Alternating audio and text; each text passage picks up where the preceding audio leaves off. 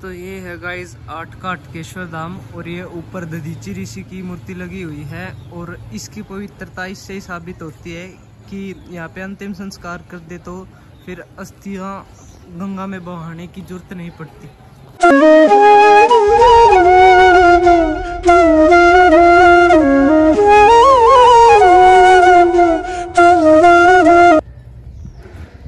इस साइड है पीने का पानी और इस साइड है समाधि बाबा बूरा नाथ जी की।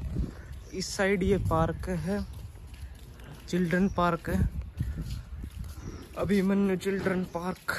बढ़िया पार्क बना हुआ है, बिल्कुल एक नंबर का। इस साइड ये है जाड़ का पेड़ है, जिसने नहीं देखा हो ये है जाड़। तो ये है गाइस दधीची ऋषि की जगह, यहाँ पे दादा तीर्थ महाराज की मान्यता है।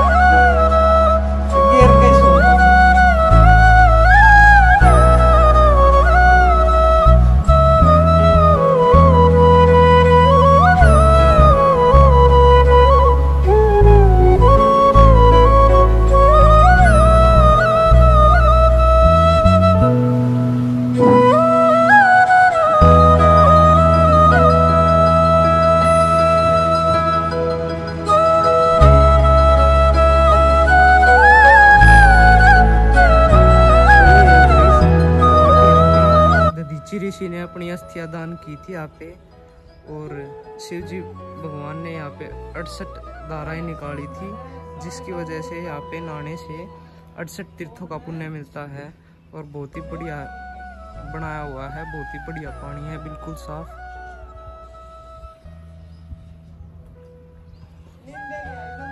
और यहाँ पे देखने के बाद बिल्कुल महाभारत वाली फील आती है, जैसे पिंडारा बना हुआ वैसा ही है यहाँ पे भी।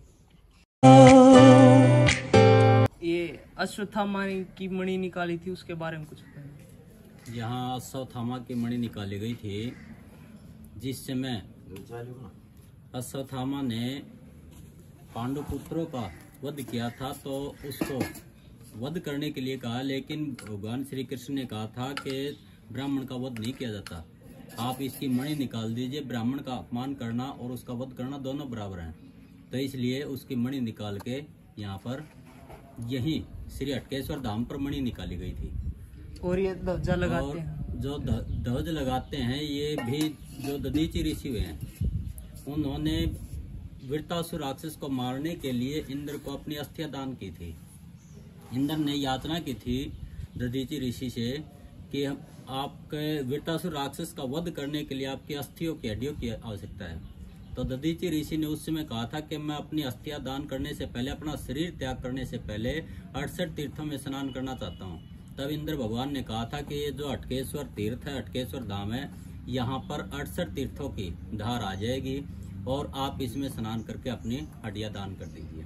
तो दधीची ऋषि ने यहाँ पर 68 तीर्थों की धार आने पर इस तीर्थ में स्नान करने के बाद इंद्र को अपनी हड्डियां दान में दी थी और उन हड्डियों से वज्र बनाकर इंद्र ने वृत्तासुर राक्षस का वध किया था। और वो स्वर्ग धाम है यहाँ पे, उसमें अंतिम संस्कार करने के बाद अस्थियां यहीं पर ये देह धरती है।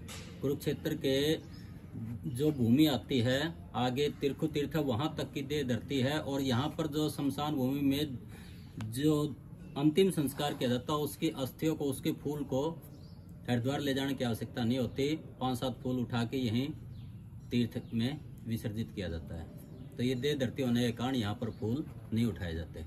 और हर साल खुदाई की जाती थी, उसमें जो मूर्तियां निकलती थी उनके बारे में जो तस्वीरें निकलती थी, कुछ तो म्यूजियम में रखी हैं, जैसे जीन जयंती देवी में भी है, कुरुक्षेत्र भी है, वो वहाँ पर संग्रहित हैं। और कुछ यहाँ पे भी लगी हुई है उनके बारे में। हाँ, कुछ यहाँ भी है। ये आप तालाब तीर्थ महाराज के उस साइड जाओगे तो वहाँ पर रखी मिलेंगी आपको, वहाँ आज भी है। और वो दूधाधारी मंदिर है, उसके दूधाधारी मंदिर, यहाँ से आप बाहर जाएंगे सामने तो दूधाधारी मंदिर दिखाई देगा। यहाँ पर जो भी पशुओं से संबंधित गौ पूजा की जाती है वो दूधाधारी मंदिर पर ही, जैसे कोई भी पशु भैंस भी आती है तो उसका दूध सबसे पहले दूधाधारी मंदिर पर चढ़ाया जाता है। और वो टीले पे बना हुआ, उसके पास पीछे कोई टीले पे बना हुआ। पहले यहाँ पर सिर्फ दूधधारी की समाधि थी, उसके बाद जो गिरिदास महाराज आए वो बैठे, और आज वहाँ पर वाटिका भी है और मंदिर भी है, बड़ा अच्छा है, और गौशाला भी है। ये सब महाराज जी के पुण्य से, उनके अथक परिश्रम से, उनकी भक्ति से संपन्न हुआ, तपोबल से, जब महाराज ने तपस्या की है।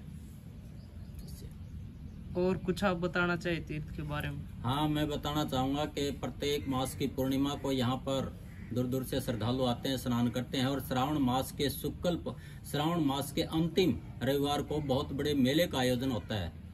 दूर दूर से श्रद्धालु आके तीर्थ महाराज में स्नान करते हैं और घोड़े वाले के से अपनी मन्नत मांगते हैं, और उनकी मन्नत पूरी होती है। तो हर साल यहाँ पर मेले का आयोजन होता है। और बैसाख मास के शुक्ल पक्ष की सप्तमी तिथि को यहाँ पर गंगा का अवतरण भी होता है। और अब एक सबसे बड़ा क्वेश्चन है जो हमारा यूथ पूछता है कि अब मंदिर में क्यों जाए, तो उसके बारे में कुछ बताओ। क्या मंदिर में हमारी श्रद्धा है, अपनी आस्था लेके विश्वास के साथ, क्योंकि मानो तो गंगा माओ नहीं तो बहता पानी। यदि हमारी आस्था, श्रद्धा, विश्वास है तो हम मंदिर में आते हैं, और आना भी चाहिए। इससे हमें आध्यात्मिक शक्ति प्राप्त होती है, हमारा मनोबल बढ़ता है।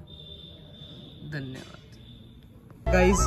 तो ये है गाइस प्राचीन शिव मंदिर, श्री राधा कृष्ण द्वार। एक बड़ी ऐसी टूम पागी बे आधा बंदा लग गया। और यहाँ पे है शिव शक्ति द्वार।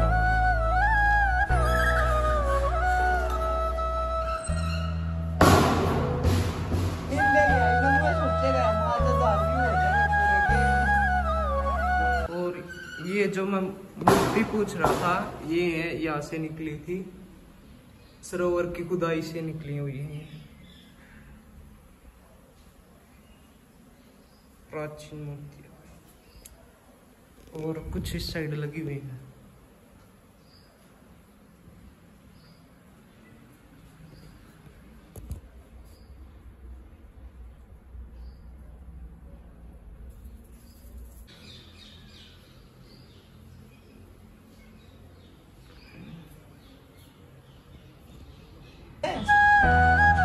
एक बड़ी ऐसी टूम पागी बे आधा बंदा लग गया। ये गाइस अंदर से भी दिखाता, पर यहाँ पे ताला लगा हुआ है। तो इस साइड है गाइस हनुमान जी का मंदिर। ये है गाइस भगवान विश्वकर्मा का मंदिर।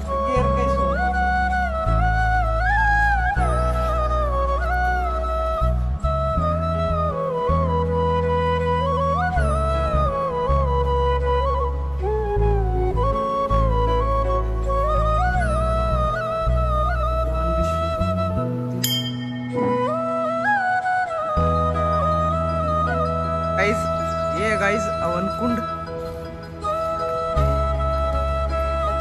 इस साइड है शेरावाली माता का मंदिर, ये शिव का मंदिर।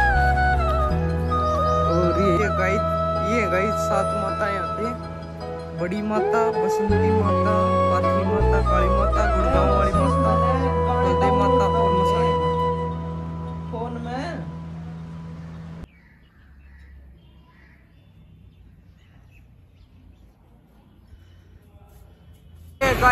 ये गाइस बार वाली माता। और इस साइड है ये दूधाधारी वाला मंदिर, ये भी दिखाते हैं।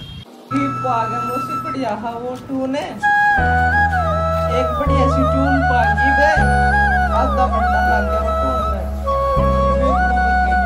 और ये गाइस दुर्वासा ऋषि की मूर्ति, समाधि। तो ये ऊपर है मंदिर गाइस, और इसके नीचे भी मंदिर है। ये ब्रह्मा विष्णु महेश।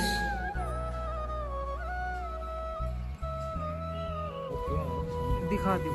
ये है गाइस अनसुईया माता का मंदिर, और वो ब्रह्मा विष्णु महेश बाल रूप में बनाए गए हैं। और इस मंदिर के नीचे भी मंदिर है, ये गुफा है, यहाँ से जाती है। ये बेसिकली तो स्टोर रूम ही है, लेकिन दिखा देते हैं पूरा।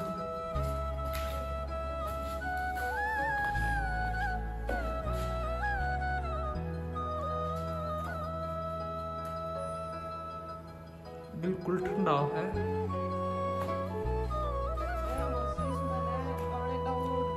गाइस ये गिरिडीदास महाराज जी तो अंदर सोने लग रहे, नहीं तो उनसे भी पूछता। और यहाँ के जो जितने भी पशु हैं ये, इनमें से कोई भी नीचे नहीं जाता अपनी मर्जी से, यहीं पे ऊपर ही। ये गाइस वो घोड़ी, ये गाइस पीछे यहाँ पे वाटिका है, बढ़िया बिल्कुल।